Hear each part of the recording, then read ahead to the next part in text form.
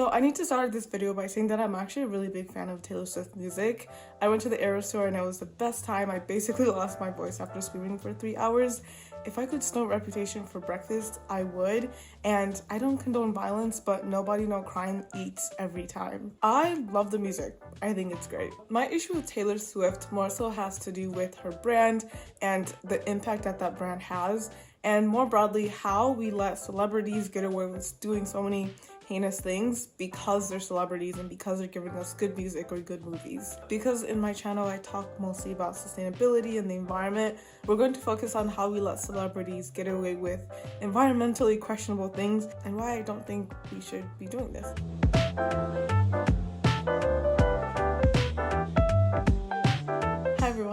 Welcome back to my channel. My name is Amy and I love talking about the environment, and today we're talking about celebrity culture and the kind of intersection of celebrity culture and environmental disruption. Mainly we're going to focus on Taylor Swift just because like I said, love her music, but she's also like almost the face of celebrities that are destroying the environment, so I think it almost like fits perfectly. But there's so many other celebrities that I think this video could be about. I just feel like Taylor Swift is a good test subject just because not only is she the face of so many things like private jet emissions, but she also portrays herself or tries to as an activist and as someone who cares for human beings. But as you'll see in this video, and if you go down the rabbit hole of Taylor Swift activism, it's very shallow and disappointing. But yeah, today we're going to focus on mainly Taylor Swift and her environmental impact, and then more broadly how celebrities get away with doing these terrible things when it comes to the environment. So where exactly did this video idea come from? Believe it or not, I'm filming this February 10th, but I wanted to make this video before the whole like private jet saga kind of blew up again surrounding Taylor Swift. I feel like Taylor Swift in general has been in the news so much in the past year, but the past couple of weeks specifically, I think there's a lot more discourse on like the ethics of Taylor's brand. Specifically today, we're just talking about the environmental side of it, but the rabbit hole goes deep, and I'm gonna try not to jump in. So the reason that the whole Taylor Swift private jet saga blew up in the news again today, and I actually didn't have this in my script, but I just remembered it as I'm talking right now, so I'm just gonna speak off the cuff. If I say something that was really incorrect, it's because this is just from my brain and I have a bad memory. But from what I recall, the whole like Taylor Swift private jet discourse is kind of swirling around again because of the fact that Taylor Swift's team sent a cease and desist to this guy on Instagram who follows private jets. I believe he only posts them like a day or two after they have already landed to make sure that stalkers can't just easily go to this account and then follow where Taylor Swift is going. This is also public information that the government puts out for people, so it's like public information. He doesn't do it in real time, yet Taylor Swift team decided to send a cease and desist so that this guy can like stop posting it publicly, just because this is something Taylor Swift gets a lot of flack for. I just think it's kind of wild that her team would do that instead of, you know, decreasing their private jet usage, but that's just my opinion. But yeah, I just wanted to bring that up just because I think it's relevant to this video. But I was planning this video before this whole thing kind of went up in flames again. I feel like the private jet discourse around Taylor Swift started last year when a list of the top private jet flyers were announced. You had some obvious culprits on there like Kylie Jenner and Elon Musk, but most headlines focus on Taylor Swift, and I think the two reasons were that she was at the top of the list and that she seemed to be aligned with leftist ideology, so to be such a huge contributor to greenhouse gas emissions was shocking. Also because of how big she is, talking about her will get clicks, so of course people were capitalizing on that, pun intended. Taylor's team responded by basically saying, hey, it's not just Taylor that's flying the jet, she actually lent it out to her besties to also use it. We don't have any proof that she was in fact lending out to other people, but I don't think it excuses the private jet usage, in my opinion. But Swifties had a lot to say about that. To this day, Swifties vehemently defend Taylor's private jet usage, claiming a number of things. Safety is oftentimes brought up, saying that Taylor Swift is too rich and famous to be able to ride commercial. They basically believe that if Taylor Swift used a regular airplane, that it would combust and everyone on the plane would be no more. But generally they defend her because she's mother and can do no wrong, which is kind of the issue at hand. I feel like stan culture has rotted some people's brains into thinking that their fave can do no wrong. When it comes to climate action, this manifests in fans creating excuses for their celebrity faves to be able to pollute, no questions asked. Today we're going to be focusing on private jets, mega mansions, and overall just capitalistic shenanigans. And once again, main focus on Taylor Swift, but this can be applied to so many other celebrities. Call me extreme, I don't care, but in my humble opinion, I don't think anyone should really be flying private jets. The one exception that I will make is like really high-ranking politicians. That's like the one case where I'm like, okay, it kind of makes sense in that situation, especially with like how violent politics have gotten in recent years. But I think even in that case, I think it should definitely be limited to cases when it is necessary. I'm a realist, so I obviously don't think that I can snap my fingers and tomorrow no one will have a private jet that they use for like trips to Miami, but I do think there can be a solution. First, let's kind of talk about why fans think their celebrity favorites should not fly commercial. Like I mentioned earlier, when it comes to Swifties, they talk about how if Taylor Swift were to fly commercial, crazy people would swarm her at airports and everything would be delayed and it would just be unsafe for her and for regular people. I feel like this is kind of a brain dead argument because when I say that Taylor Swift should ride commercial, I'm not dumb. I'm not saying that she should walk through LAX like front doors and just stride up to TSA. Like, that's not what I'm talking about, obviously. What I imagine in my head is them having a separate entrance where they would just immediately go through like TSA or any kind of security screenings without interacting with the general public. And then there's like little carts, like they can just zoom up to the actual plane and have like an entrance for them to get onto the plane. Obviously, this would all be arranged ahead of time. Does it take a little bit more coordinating? Yes. Is it 10 times, 100 times better for the environment? Also yes, which is why I feel like it's worth the effort, especially with the celebrities that claim to care about the environment and human beings. I feel like it's definitely worth the effort, and I feel like it's the solution that is both safe for the celebrity, in my opinion. I'm not an expert in this, but the rest of the people on the flight won't even know that Taylor Swift is on there. If the first option is just not gonna work, something else that could be really helpful is just not having every celebrity have their own jet. I know this isn't the case at all. I know there's a lot of celebrities that fly private and they rent it out, or I guess in the case of Taylor Swift, use their richer celebrity besties private jet. But I feel like having this be a more normal thing where they're not all buying their own private jets. And another like big issue with them all having different jets that they fly around the country and the world is the fact that oftentimes these jets are flying empty to go pick up the celebrity. Like, just think about that for a second. They're literally like using their jets as like Ubers basically, which is so bad for the environment because like now instead of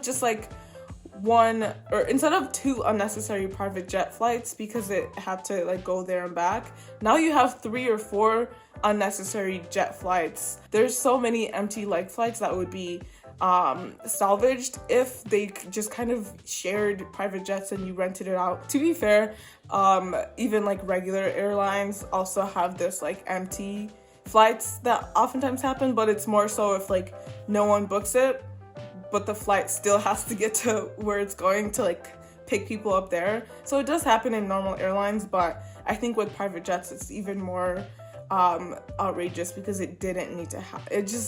I don't see it as super necessary. I think that's like a second option. And then the final thing, I just feel like these celebrities need to fly less. Like, as I was kind of like doing research on like celebrity jet culture, there's so many different stories of like a 10-minute ride, a 30-minute ride that could have been like an hour or 2 drive that would have been so much better for the environment. I think there was an example where the Jenners, where they took like a drive. It would have been like a 30-minute drive and they took their private jet instead. I feel like we've lost the plot if we're allowing these people to spew so much carbon emissions so they could just fly over a city.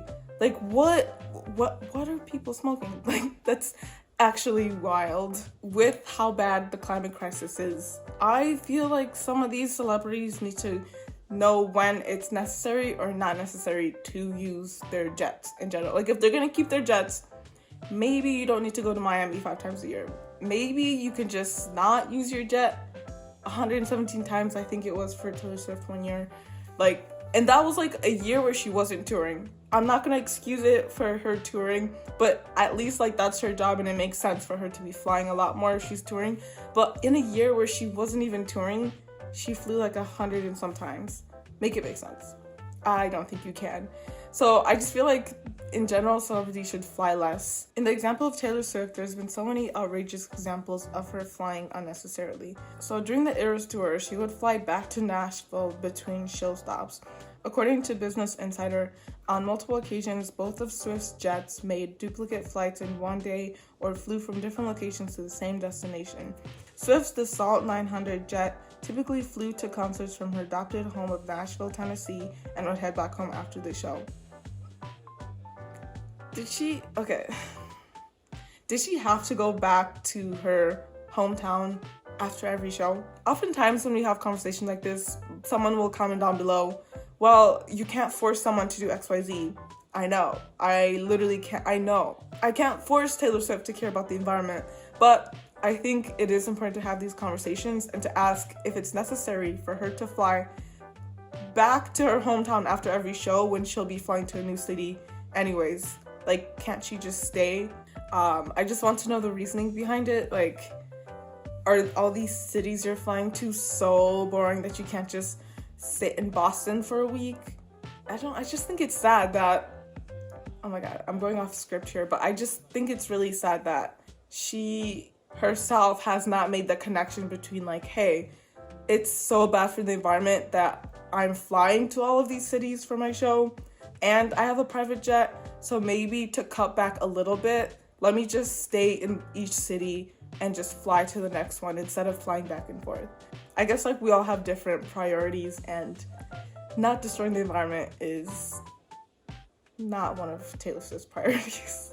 Anyways, moving on to just kind of round out this private jet discourse, I feel like I got a little bit emotional there where I'm like, how do people just not realize how bad this is? As an individual person, how do you just not realize how bad this is and try to at least make a little bit less damage?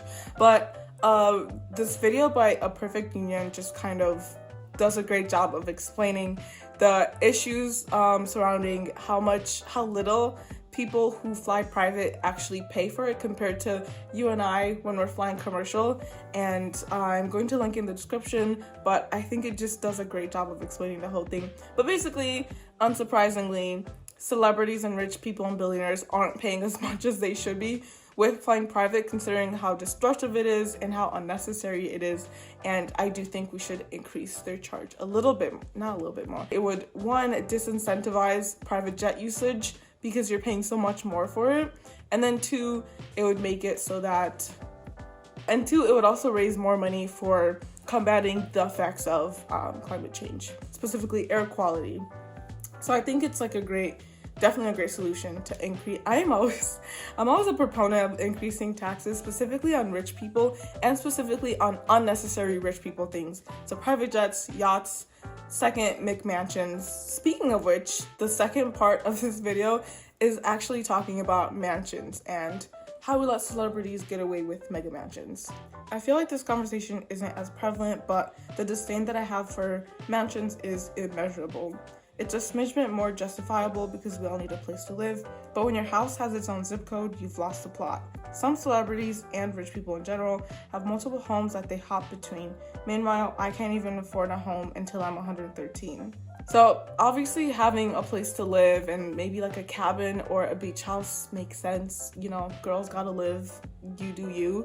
But when your third or fourth home is 10 times the size of the average American house, you've lost the plot. So I won't get into the weeds on why mansions are so bad for the environment. I guess in my head, kind of makes sense. I remember when I was in college, I took a class on environmental home construction.